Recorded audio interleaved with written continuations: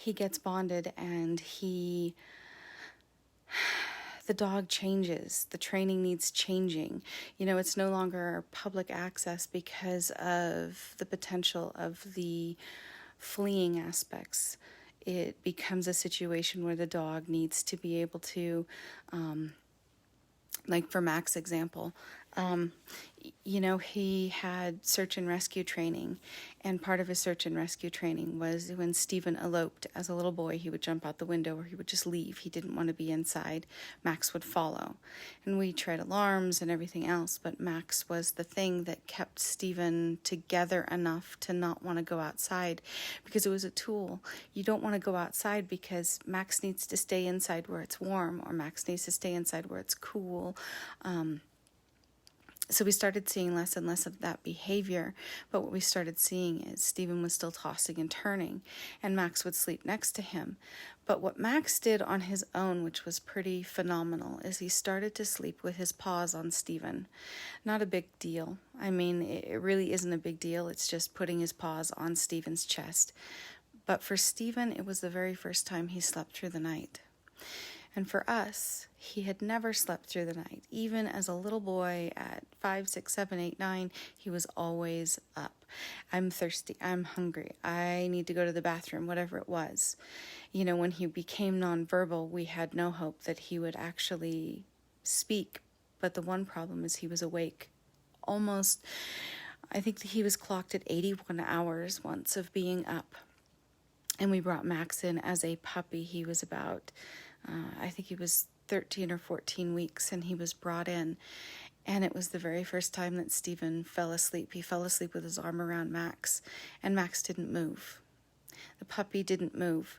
And one of the things that I did with Oliver, and I will do with this puppy, is there's this bonding that happens when the puppy is young, where it becomes, there's a surrogate mom. And Stephen is the surrogate mom to Oliver, and he is for Max. It's the philosophy that the dog wants to help, the dog wants to be there, and the dog will sense the distress, because puppies and dogs will sense distress within their pack. But you put something that is weaker, or perhaps has issues, emotional issues, and not weaker in a physical thing, but more of an emotional thing.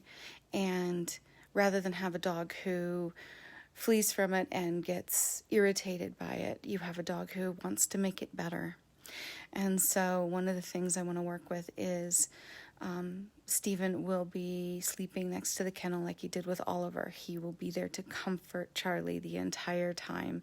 He will be there to bond with the dog. The dog won't eat food unless it's out of Stephen's hand, being hand-fed. And yes, it takes hours to do. But my son is brilliant, but he is autistic, and when he loses Oliver, it's going to be bad.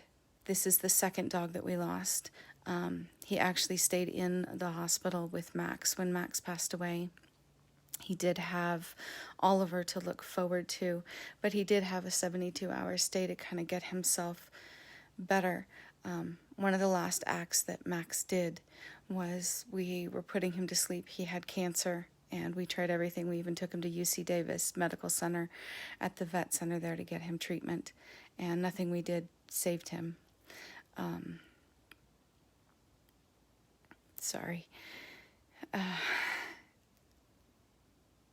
the last moments of Max's life, the very last act that he did was to raise his head after he was given the shot to go to sleep and put his head on Stephen's lap.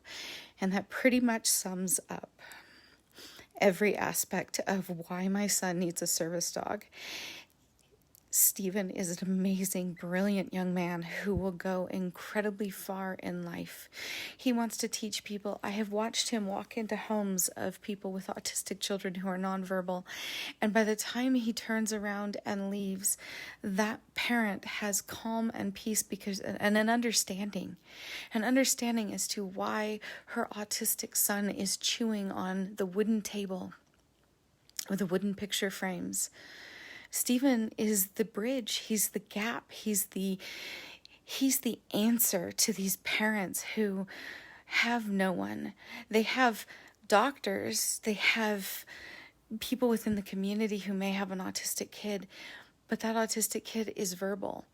And Stephen is unique in the fact that he has been every level. He was in what they call an autistic coma, meaning that he didn't communicate. He was so far gone that when they tested him at Kennedy Krieger, they tested his nerves and his hands to see if there would be a reaction.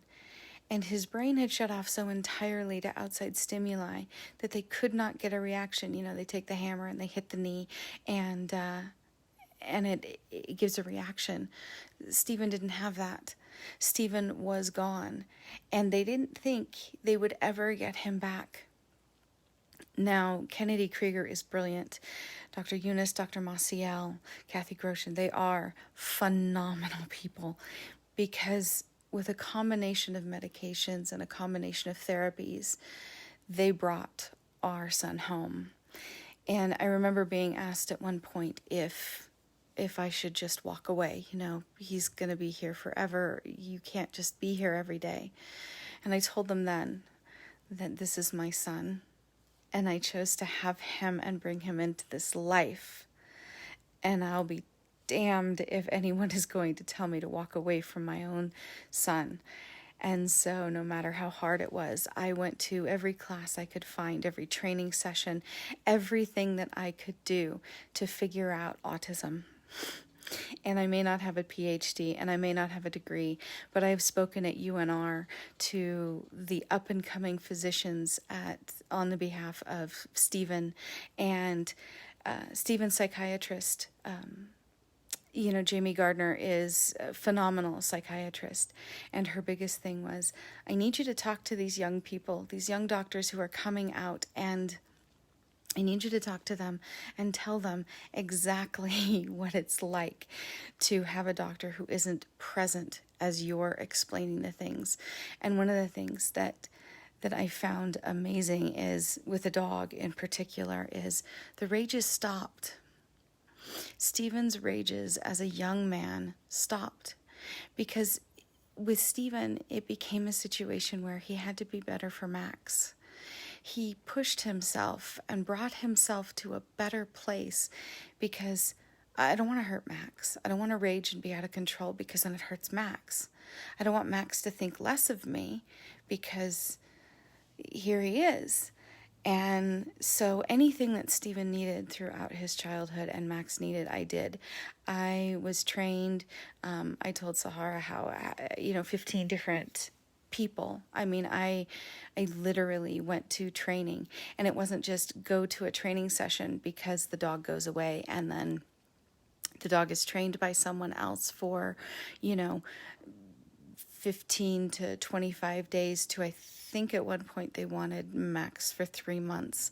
And I said, look, I can't have Stephen away from this dog for any period of time. What can you do? And Patty found me some amazing trainers, and they're like, well, here's what we would do in this situation.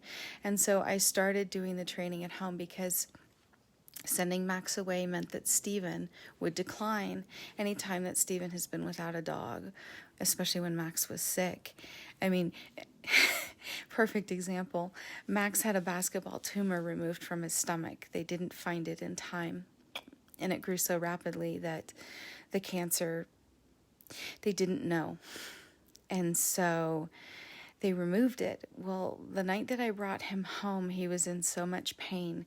I put him on the floor with me, and I put him on his round dog bed. And I told Stephen, you can't pet him. He's got, I think he had 30 stitches down the front of him. And Max had been trained so entirely with Stephen and bonded so entirely that Max got up while I'm laying on the floor sleeping next to him, and went to Stephen's door and basically knocked on the door. He scratched at the door. And when Stephen opened it, there was Max sitting there. So I found Stephen and Max curled up on a ball on the floor next to each other. This dog isn't just a puppy, and it isn't just something that's amazing and a gift. But so many people get dogs and they don't realize that dog is so smart, and that dog is bonded. You take a puppy from its mom, from its family, and you put it in a household. And there's always the dominant one. There's always someone that the dog looks at as the dominant person. But for the comfort for the dog, it became this situation where it was like eye-opening. Knowing that I could bond the dog to Stephen meant that Stephen had a job to do. When Max died, Oliver was not in Stephen's life yet. He had been born in December, and Max passed away shortly after. I think Stephen saw him one time. Oliver one time picked him out from the litter, the runt, and then Max was put to sleep. And so Stephen wound up with this puppy that he had to get pictures of. And we're doing the same with Charlie. We're putting pictures up on the wall. And I'm using this as a tool for Stephen so that he can do his social story. Social stories are critical for an autistic person and an autistic mind. What I found in my experience is they don't understand common things. They don't understand moment to moment. Everything is stressful. Imagine if you walk into a room and you have absolutely no idea what anyone is thinking, or there's absolutely no way for you to understand what people are talking about, what people are doing, their facial expressions, everything. Imagine that. Now take that and expand it to literally everyone and everything. Stephen does not understand, and most autistic people don't understand common human emotional cues. They don't understand it. And so with a dog, there's no expectations. There's nothing. It breaks down the barrier. It takes a situation where, especially for Stephen, we're talking to a stranger was never even a possibility because he didn't know how he would be approached in it. He didn't know what they were feeling. He didn't know what they were doing. He knew nothing about any part of it. And yet, with Max, he was able to understand that people like dogs.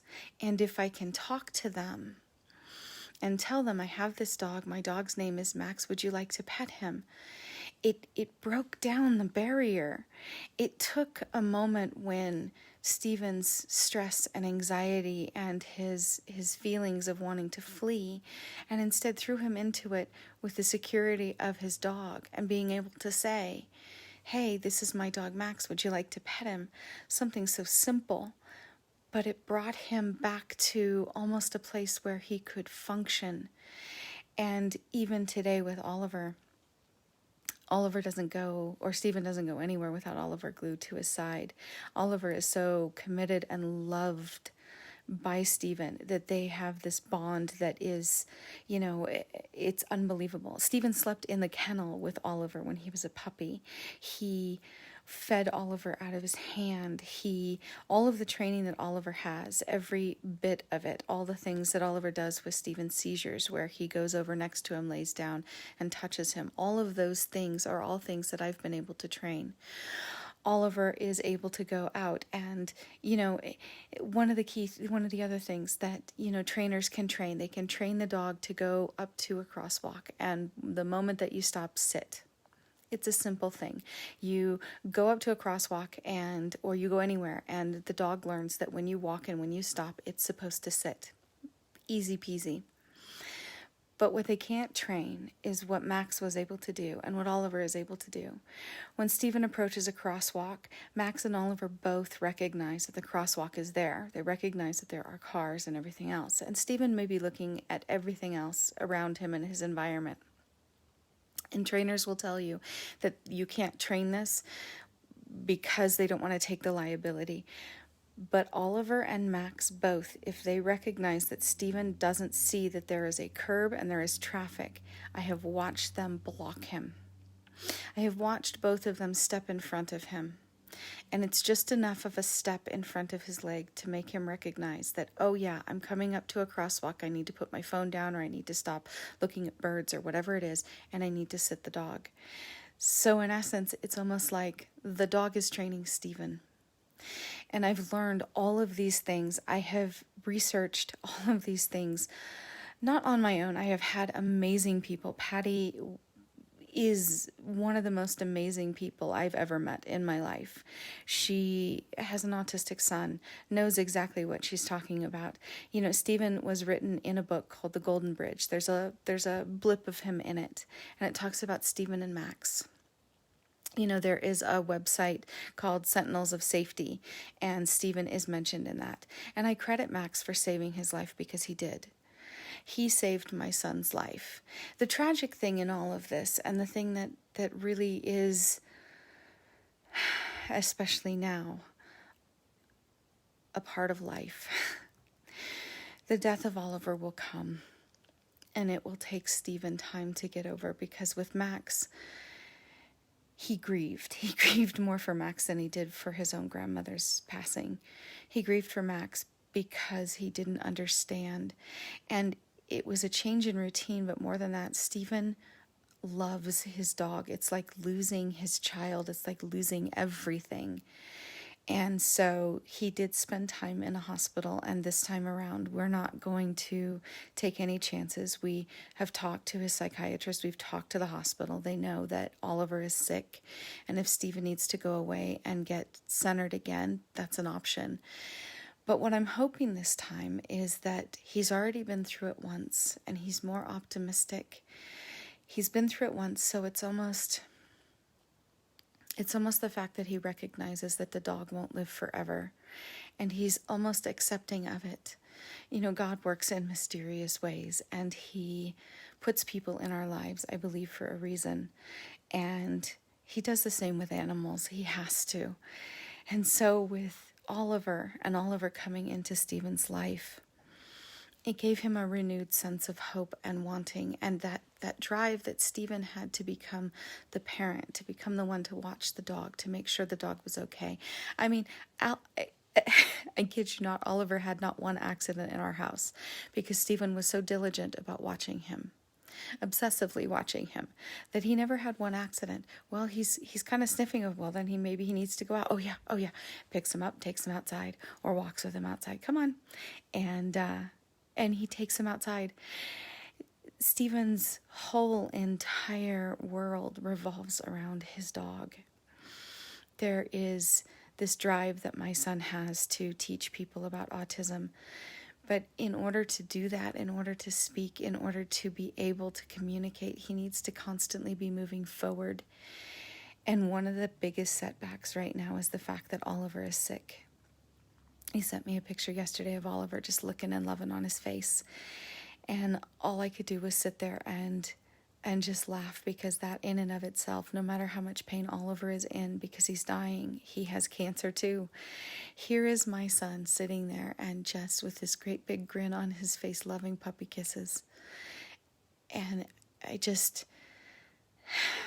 the hardest part in all of this is knowing that Oliver will pass away soon, and that without help, we would be left with no dog. And no dog for Stephen for an extended period of time means that he gets lost. We lose my son.